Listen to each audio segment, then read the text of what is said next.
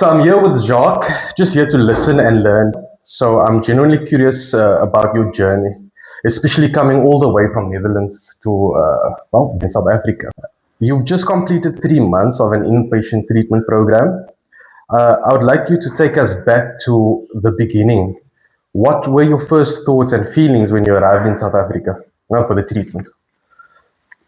In the beginning, it was madness. I came here totally wasted. My first week, I can't remember. I can't remember the flight, so I was really desperate. I was full in addiction. Yeah. So it was really necessary to come here. So landing here, you don't remember. You don't recall that first week at all. No. And when you came to your senses, what was the feeling then? What was the overwhelmed. Where am I? Also, no, I was overwhelmed with a lot of emotions, and I don't know how to handle it, but they took really good care. So I was dependent on my substance. I built it off, and they did it very carefully and in a good way. So I'm really grateful for that. Yeah. And coming from the Netherlands as well, South Africa, I would imagine, is a big shift for one. How did being in a completely different country affect you, I'd say, mentally and emotionally even during your recovery? So, you are on the other side of the world. So you're totally away from your safe place, your home, your comfort zone. So, and in the Netherlands, there is a lot of rush, people are always busy. And that's different in South Africa. And it's also that it's not really fast possible to go back. You are very far, so you don't make the decision very quick to go back. So that's also a good thing about it. Nice. And also, the place here in Pinelands, it's an amazing place. Yeah. You mentioned the pace of living, I'd say, compared South Africa compared to Netherlands, right? The slowing down of Cape Town compared to Netherlands. Did that serve your recovery as well? Did that help? Like adjusting to the Okay. How in which way would you say that? Like, is it needed? No, the way they are done, the counseling, the sessions we had. We start the day to in-check, so I can talk really honest about what's going on inside. Nice. And that's that relieves in a very good way to talk about your emotions. It was not very easy because I didn't know how to handle my emotions, because that was one of the reasons I used my substance, because of all the feelings. Yeah. So and here I learned a way to deal with those feelings and to face it. Yeah. Okay. So it sounds like you're saying you appreciated the time that was given to you to explain yourself and ultimately understand yourself as well. And easy does it. It was not there was a lot of pressure. I get enough time to experience that by myself with a little help. So they give good advice and good session to deal with it. So you spent part of your journey at another facility I'm aware of in Cape Town as well, and the second half year at the facility First Step, right? What stood out for you from the day you arrived here at First Step, if you can recall that moment? The welcome. I had a very warm welcome. So from the people that works here, as the people that stays here. Yes. So that's my first good memory of this place. Well, what was the welcome like? And you? Yeah, they were really kind and explained everything very careful. Yeah. And they were patient. Yeah. So that was really nice. Because you come in a different place, you don't know everybody, so you step in with a little bit of fear. Yeah, of course, and insecureness. So, but they were very kind and careful with that. So I feel really welcome, and that basically set the tone for you going forward. Yes. Also, recovery isn't only about sessions; it's also about living again, I would say, especially coming here to First Step in your secondary part of your treatment. So, if you could tell me more about the social experiences you've had at First Step, if there was any. experiencing your reintegration phase during the festive season. I mean, it is the festive season, so specifically, not just any time of the year, you find yourself here during the festive season. And Cape Town is big on festive, right? Festivities. Was there anything that you did that was out of the ordinary, maybe, that you feel that served you? Did you guys do anything during this festive season? Yeah, of course we did outings. So Okay. ice skating, for example, we did. Nice. Nice. We go to the beach together to have some fun and recovery because the owner of this place said always recovery is not a punishment. Okay. It's fun. Yeah. Yes. So so that was really nice, and yeah, it was a difficult time because normally I was with my family and friends, and but they did the best to make a nice time of it and to feel part of the community. Yeah, I mean, I like what you said that the owner of the place said that that recovery is not a punishment. It's not punishment. Have you been to any other treatment centers ever before? Yeah, I've been. Yeah. So do you relate to maybe what was said there? Have you experienced that before? Or do you feel like this was something huge to come in and actually enjoy yourself in treatment? Yeah, absolute. Look, in my addiction, I was in isolement. Yeah. So I was always at my room or at dark places, and also the weather in the Netherlands is totally different. So here is the weather much better. Okay. So it was really nice to go out and feel that you're really alive. Yes. So in my addiction, I thought my substance makes me feel alive. Yeah. But that's the lie. That's the lie in my mind. And to discover real fun and real connection with people and yourself. It's very important to have connection with yourself. Yeah. Yeah, that's the greatest feeling you can have. Yeah, that is so powerful. I mean, I was about to ask you about the moments where you guys went out. Why is that so important for healing? But you explained it perfectly. Yeah, socially reintegrating, enjoying life again. Yeah. I mean, I've heard you say something about life on life terms as well in one of the sessions. Where did you guys go, by the way? So ice rink. Yeah. What do you do for New Year's? We had a barbecue. So that was really amazing, and we played games together. So they had a lot of games, and you can enjoy whatever you want. There was also a place you can watch a movie. Yeah. So everybody could do what they want. So but there was a lot of connection with each other, a lot of fun with each other. But there was also space for talk. If there was something wrong or you felt something that was difficult or you're struggling with, there was always a person to talk with about that. On the night? Yeah, on the night. So it sounds like keeping recovery still first. Yeah. Even though it's New Year's Eve. Yeah. I mean, the festive season is always a difficult time of the year to navigate for recovery. Yeah, of course. Yeah, you can have a lot of cravings in that time. Everybody is partying, do a lot of things. I also did in my past, but now I could discover that it also can be on a different way. And Okay. Yeah, but you don't need always a substance to have fun. Also, we work with the 12 steps and the NA meetings. We go to NA meetings, and if you come out of the treatment, NA or AA or CA, they organize also in that days meetings or zero parties where you can have a lot of fun with fellows. So you're not alone. It's not only that you learn to connect here, but also there is a fellowship outside who you can join. Yeah. But you can have clean fun. Yeah, of course. Yeah. And one of the important things you have to know is you don't have to do it on your own. Normally, I did everything on my own, in my own isolement, in my own secure place, but isolation.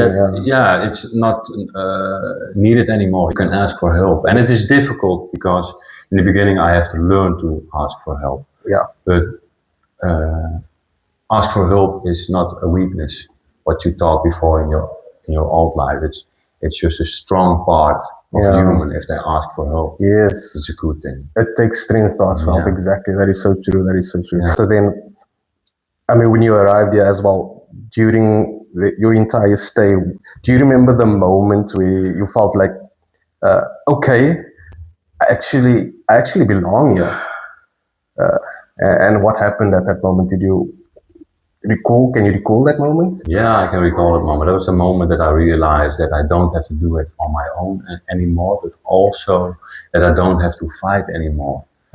Yeah, that was the thing. So I fight a lot in my life and tried on my own way, different house, different girlfriend.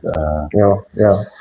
You know, but my way didn't work. Yes. And yeah, what's so important is to surrender on the program, Yeah. give it over. Also Yeah. with your higher power of your own understanding. So the moment of surrender, that was for me the big change. It takes me back to the session that you were in early on, and Yeah. you mentioned you specifically said you don't think about the why anymore. It's how am I going to do this? Yeah, how? That was so powerful as well. Yeah, of course. Yeah, with why you come not further in life, because you make a wall. Yeah. If you say why happens this, why you get stuck. But if you're gonna ask how on people that are clean for a long time, you get answers to live your life. That's so you powerful. deserve. Yeah. I mean, for me myself personally, that's huge. That is something I'll take with me through my entire life. Yeah. And how would you describe the staff here at first? Yeah, very friendly and kind, but also direct. You know, sometimes you have your blind spots you don't see, and it's very very important that they touch it, but they do it on a professional way. So not to punish you or to be hard to you, but to help you in your life. And you genuinely felt that the love. Okay. Absolutely. So not just as professionals, but as just everyday normal people that you can communicate with. Is that what you felt as well? Yeah. Okay. Yeah, they treat you as an adult here and as someone who deserves to live a life sober and clean. Yeah. And the message about breaking that stigma because I'd imagine coming into a program, you come there like we said earlier with fear. You look at yourself as an addict or recovering addict. But you say the staff here, they treat you as just any other person. Yeah, of course. You're not different. We are all the same. Yeah. And, no, they don't look at you down. Right. They build you up. That's what they do. That is important. Yeah. So you were living with people from different backgrounds as well, different cultures here. Was it easy to integrate with the other residents? No, it wasn't. We had a lot of fun together. Also, we came from different countries, different cultures. No, you find a way in it, and we had a lot of fun. Yeah. So that was amazing. Yeah. So experiencing those differences with the other gentlemen over here. Yeah, look, addiction is everywhere on the world. Maybe the substance is different, the person is maybe a little bit different, but the behavior is the same. So you get stuck in the same things, and then you have a connection that you can relate to. And having that differences, do you feel like it helped you or assisted you in your growth, in your recovery as well? Yeah, absolutely. Connection is the most important thing. Addiction brought me in isolement, but recovery brings me in connection. Nice. And I think that's a very important thing, not only for addicted people, to get connection back with yourself. Because if you connection back with yourself, you can also connect with the people around you. Is that one of the things that they've taught you? Connect with yourself so that you can. That is so powerful. Also, looking at yourself now versus the person that you were 3 months ago. Yeah, it's a day and night different. Yeah, it's a day and night different. That was. What's the biggest change? What stands out the most for you? I'll give you a second to think of this, because I'm sure there's quite a bit. But what stands out the most? Yeah, I think that I can picture Jacques 3 months ago when you explained to me how you came in. If I look Yeah. at you now, Yeah, if you see that, yeah, if you saw a picture from came in, I was white, I had wounds in my face, I was Okay. totally wasted, Yeah. not in the moment. Okay. Um, Okay, yeah. so physically, of course, you look healthy. Yeah, yeah, You're looking good. much. So besides the physical, is there any other aspects that you feel that's a big and important change in your life that you at least take with you going forward? Yeah, for me, it's, yeah, we talked about it already. Is that I don't have to do it alone anymore. Yeah. So that was a big Yeah. thing, and that the emptiness that I feel inside, I can speak about. I don't have to use anymore. I have now a choice, Okay. and that's amazing because in my active addiction, I didn't have a choice. Of course, yeah. Only using, and now, yeah. So okay, you've gone through the experience of you don't have to be alone, etc. Yeah. How are you going to, or have you planned it already for when you get back to the Netherlands to apply that exact same thing? Is there?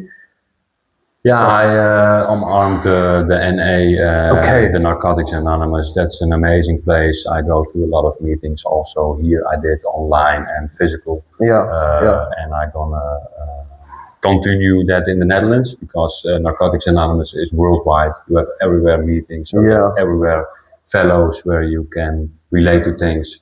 So yeah, I hope I find a nice fellowship. Yeah. So I can keep recovering, and I don't think too much about the future. I think now just for today. Yeah. That's the most important. Yeah. I can't control next year or next week. Today is what I have, and when I wake up, I have 24 hours to make something from it. Yeah, yeah. It sounds perfect because the support after the program is attending meetings, and it's Narcotics Anonymous meetings or AA, and you actually do the program as well. So it all binds together perfectly as well.